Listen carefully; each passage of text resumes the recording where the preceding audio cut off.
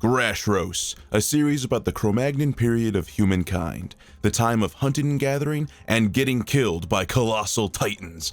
It's basically Attack on Titan light, but with a cleaner art style than the early chapters of Attack on Titan. It's a story revolving around this guy, Dada, and his child, Aku. It's a really great name for father, by the way.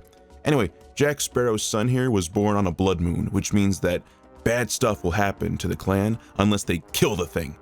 Jack Sparrow says, nah, it's cool, and is told that he has to kill a monster as a tribute to the sun god, or the baby will be thrown into a pit of fire.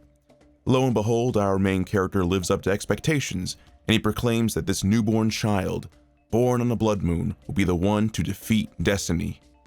Several years pass, I guess like 12 or something, and we get to see a child Aku being treated like garbage by everyone. Yeah, everyone hates him. And just like a case of Naruto, we've got other kids who mock an innocent person getting publicly beaten. I can't wait until all you guys get stomped by mammoths, because I'm just gonna skip to the ending, or at least what I consider to be the ending. You know, I actually feel comfortable stopping the series at this point, chapter 9. The big shot hunter, this guy, I can't be fucked to remember his name, finds a woolly mammoth of his own, and he loses a few of his friends in the process, and it's a big boy. But after dishing out some damage, this beast brings its dad, known as the Grashros. And the dad just wrecks the whole village, with Pretty Boy and Jack Sparrow meeting their end, and so does Aku's hot mom. The story, or at least chapters 9, concludes with us seeing how bad Aku is at the everything. You know, hunting, gathering, everything. Eat shit, kid. He also meets a nice girl his age, which is meant to mirror how his outcast of a father met his love. This is all the stuff from chapters 1 to 9, and to be honest, I would like to end it here. It felt like a bookends type of ending, and with a little tweaking, it could be just perfect.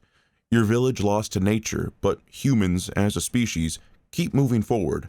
But because there's money to be made, this series is going to be milked for an unnecessary 100 to 200 plus chapters of some noob kid becoming a hunter better than his father. Maybe this girl being eye candy, or hell, who knows, maybe she's the hunter. I don't even know anymore, because it's clear she can gather, but that's a whole other topic for a whole other video.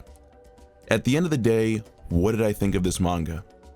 It's unpolished, which is funny since the visual design has a lot of polish to it, but I feel like the idea is there, just the execution isn't. I made a lot of notes about this manga as I was going through it a few times, maybe more than I should, and they're not all nitpicks. Like, I don't mind a lot of superficial stuff, like I don't mind the super duper strength, and I don't care that they talk in full sentences even though they're cave people. It's fiction, I get it, but there are a few points where I had to say this. This manga is kinda dumb.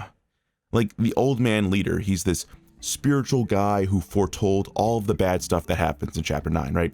And maybe it's just me, and maybe I've ruined how you'll ever look at film or manga or anything in your life by saying this, but I hate it when characters talk like this after a time skip. Like, the dude speaks in a very inhuman way, and by that I mean, you know, 12 years, 14 years, 16 years pass after the kid's born, right? And he's like, I still have not forgiven your father for allowing you to live. You will bring misfortune to all of us. He basically goes on and says that, and it's like, dude, it's been like 14 years, let it go. I mean, nothing bad has happened yet. I mean, I would imagine like maybe years 1 to 3, the old man would like try to kill the baby, like secretly. But no, he just sort of like is just the grumpy old guy, so you don't really take it seriously. The thing is that the elder has so much swing in the clan already that people beat the shit out of Aku on a daily basis, so much so that it's commonplace. You're barely civil savages, so just kill him. I don't get this whole idea of just having a time skip that still like acts as if like all that time in between didn't matter. You're telling me for 16 years they were just totally fine, or 14? I don't know how old this kid is. I'm assuming they're like children. I mean, you're telling me that the village elder couldn't have this pretty boy hunter just make an accident? Like, fucking, like, bring a 4-year-old Aku out into the wild and be like, I'm gonna show you how to catch fish or something, and then you, like, stab him in the head and throw him down the stream? Like, you tell me they couldn't do that? But noble, you say. They're cavemen. They're not that smart. I like to give you guys really good voices because I think my audience is pretty smart. Whatever audience remains because I took a fucking break. No, they are smart. They're really smart, even though they're cavemen. And that's because this manga is not about cavemen. It's about a bunch of closeted nudists and exhibitionists wanting to play cavemen. I'm no historian, but did cavemen have such poetic and sophisticated speech patterns? I don't know, I'd be thinking they'd be grunting. They talk about fate, destiny, and women's asses. These people talk about really big concepts with perfect clarity. Like this one kid says inspiration in a perfect sentence. Like, fuck you. Fuck you in that bullshit. These guys should be saying unga bunga and calling sex snoo snoo, but no, you said inspiration in a full sentence. Fuck you. Now, I did say earlier that I didn't care that characters talk in full sentences, but it's the frequency of how long they talk. Like, they talk in full sentences over and over and over again, and maybe I can suspend my disbelief and say, no, Wyatt, no, you don't get it. They're talking in full sentences in cave speak. No, these people from chapter 1 are debating like fucking 14th century philosophers.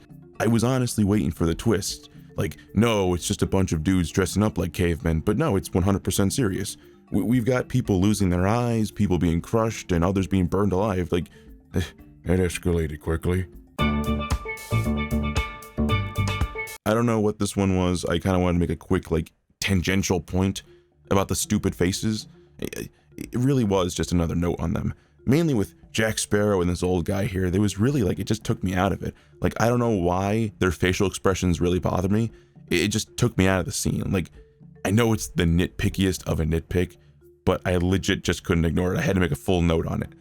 Nothing really else to say, but, like, the art quality is 99% amazing, like, all the fucking time.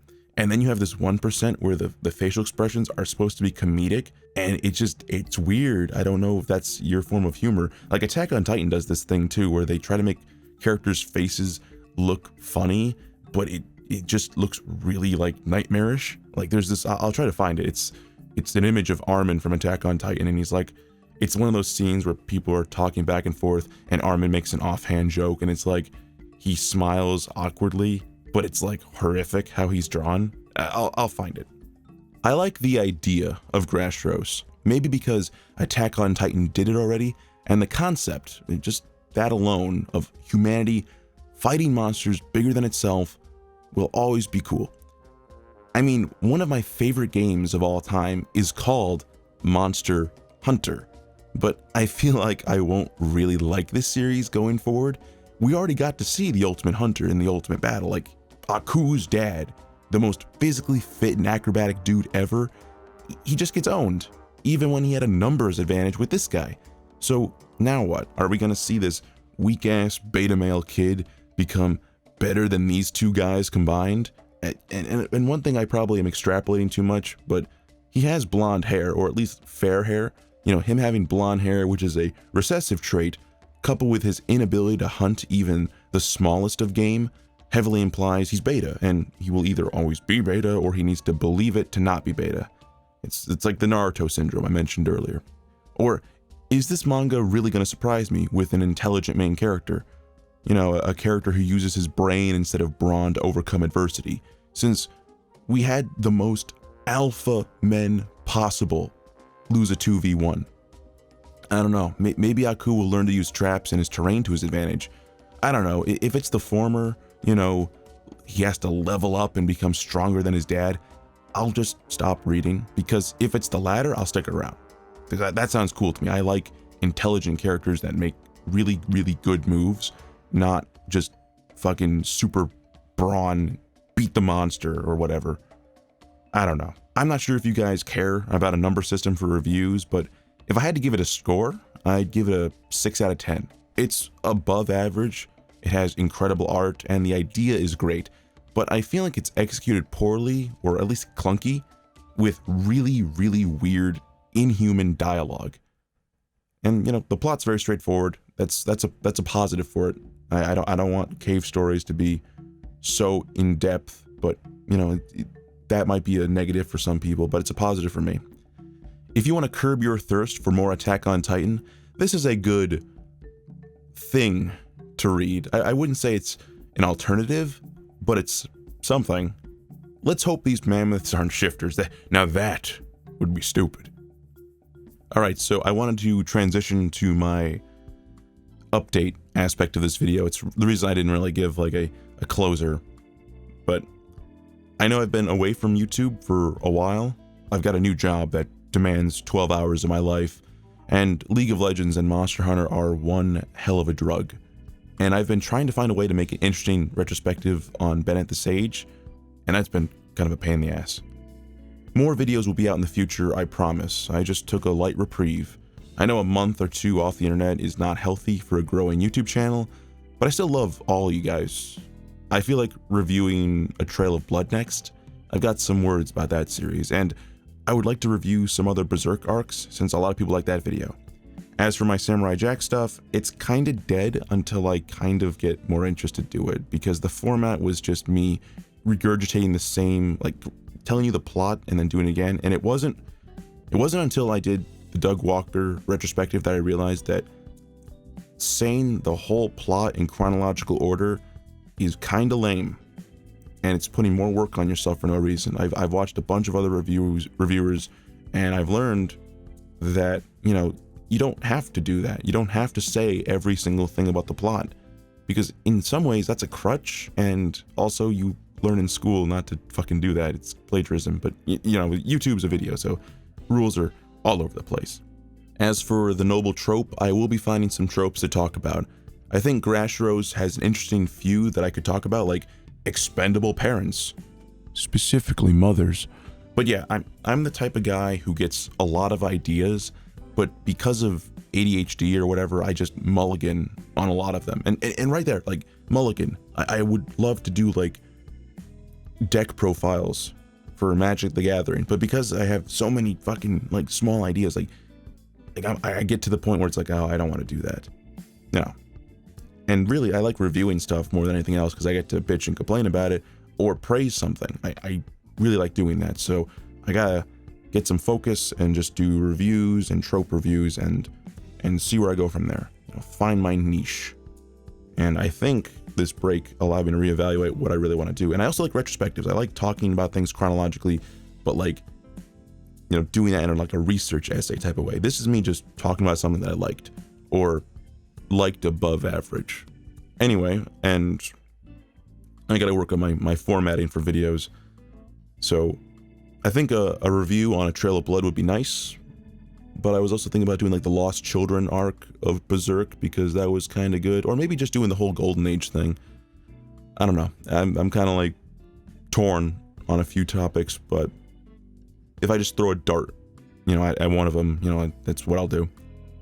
As for that, this is the end of the update, and I think I should do the proper, you know, like, favorite, subscribe, you know, all that nice stuff, and I'll see you guys in the next video. Peace.